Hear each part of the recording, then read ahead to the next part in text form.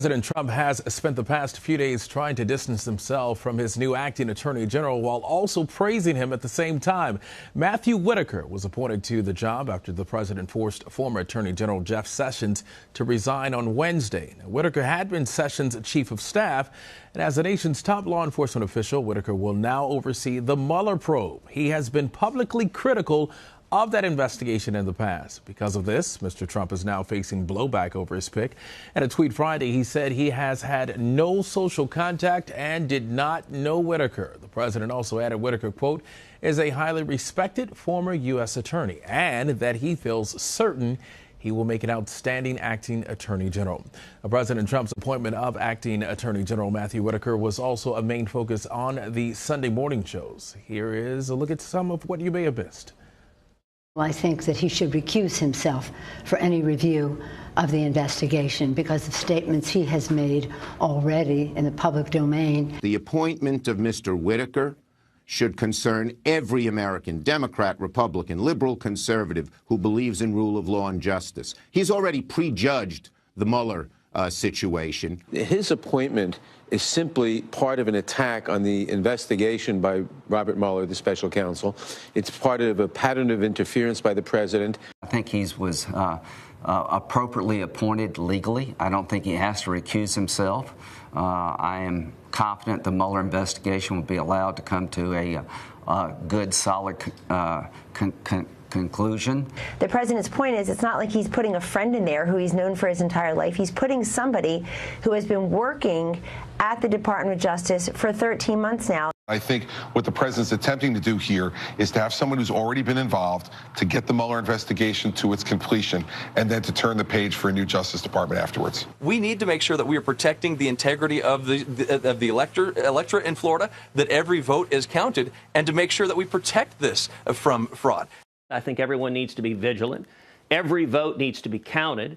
But at the same time, we can't allow people to be stealing votes, and we need to be on guard against that. We cannot have a country where it becomes normal to do everything in folks' power to stop people from voting. But if you're going to say something is there's criminal behavior or there's unethical behavior or there's corruption, you ought to have proof. He doesn't have any proof of that. All right, it's a lot to talk about. Dan Balz joins me now from Washington. He is a chief correspondent at the Washington Post. Dan, thanks a lot for joining us. Thank you. All right, the president is both defending Whitaker as well as distancing himself from the acting attorney general. Can he have it both ways? Not really. I mean, he is the president's appointee. The president has said in the past he thinks highly of him. Now he's suggesting he doesn't know him at all. We'll see whether the president, by the time he comes back from the trip to France, whether he has a different view about the longevity of Mr. Whitaker. But at this point, we have to assume that he's going to be in place for some time. And as you know, as you've shown here, there's tremendous controversy about that appointment. The question is, will Congress do anything about that to protect the Mueller investigation? And I think the early returns on that suggest that there's not likely to be something because Republicans don't feel that they are going to take that step. Democrats are calling for it, obviously, to pass legislation to protect Mueller and to protect him from being fired by the president or the Justice Department, but the Republicans are not ready to step up to that. So I think we're where we have been, which is the question of will Robert Mueller be able and allowed to continue to investigate and to bring his investigation to a conclusion.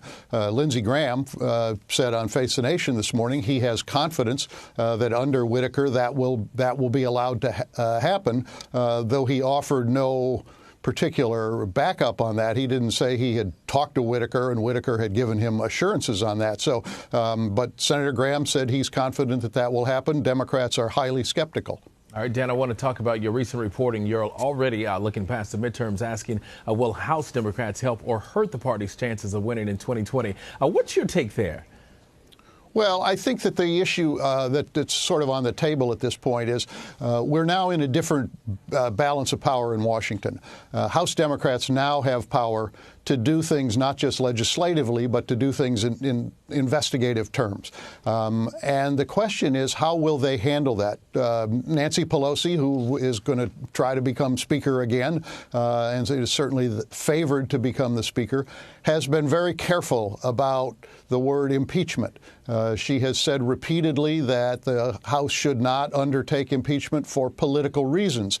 Obviously, there's kind of eye of the beholder as to what exactly that means and what the level of evidence would require before she would feel comfortable having the House move toward impeachment. But there are other Democrats, as we know from the last 18 months, who feel differently, who feel that there's already grounds to launch at least an impeachment inquiry. And so the new leadership of the House will be feeling the tension from the grassroots. At the same time, they are trying not to overplay their hand or overstep.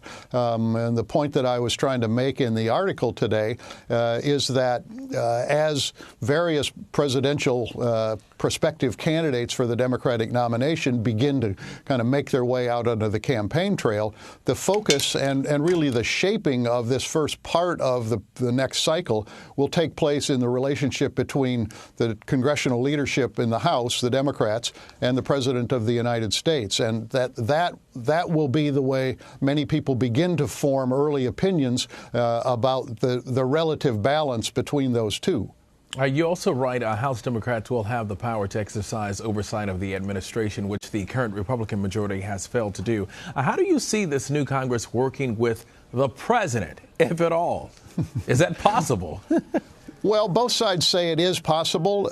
It's pretty common right after an election for leaders of both parties to say it's time to come together and to try to work productively on behalf of the American people. So in one sense, this is predictable, the language that we're hearing both from the president and from Democrats like Speaker-to-be Pelosi or Mr. Schumer in the Senate. And there are a couple of areas where they may be able to work together. Infrastructure is the most obvious. The president has talked about wanting to push for infrastructure. He's actually come up with some ideas which, frankly, Democrats didn't think were quite what they wanted to do. But it's possible now that there can be some deal made on an infrastructure package. They have both talked about doing something on health care. The president has talked about doing something on drug prices. The Democrats clearly want to make sure that there are continuing protections for pre-existing conditions. Perhaps there's grounds for something there. Some people think that maybe you can get together on immigration. I think based on what we've seen the first 2 years of this administration, one would have to be skeptical that the president and the Democrats are going to find common ground on immigration. So it's certainly not out of the question that there can be productive things, but that's one track that will be happening in Washington, and the other track is the oversight/investigative. And the president has made clear that if he feels that the Democrats go too far or are intruding on his powers in unjust ways, that there will be warfare. And if that turns out to be the case, then the prospects for legislating become much, much smaller. They do have to do certain things. They have to do budget. They have to do a debt ceiling. They have to take up the new trade agreement between the United States, Canada, and Mexico. So there are certain things that they have to try to work together on. But the other ones, I think, are farther out into the future. And we'll see what that relationship actually looks like when the gavel is handed to the Democrats in the House in January. Yeah, we'll just have to wait and see. All right, some of the midterm races still have not been decided. Both the Senate and governor's race in Florida are in a recount. Remind us what's at stake here. Well, besides just being Florida.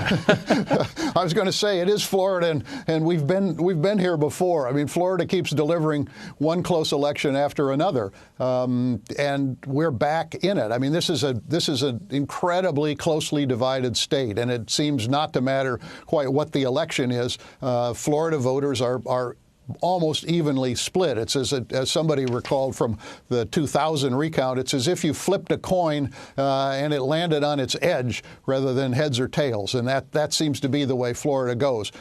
There's obviously a lot at stake. I mean, for the Senate, if Senator Nelson the Democrat holds on to that seat, that reduces the gains that the Democrats have. It looks as though Democrats are going to take over the seat in Arizona, vacated by Senator Jeff Flake, a Republican, and if they were to hold on to the seat in Florida, that would mean the gain would only be, I believe, one net gain for the Republicans, which is several fewer than they had anticipated, and that would make a big difference in kind of the balance between the two parties. The gubernatorial race is important.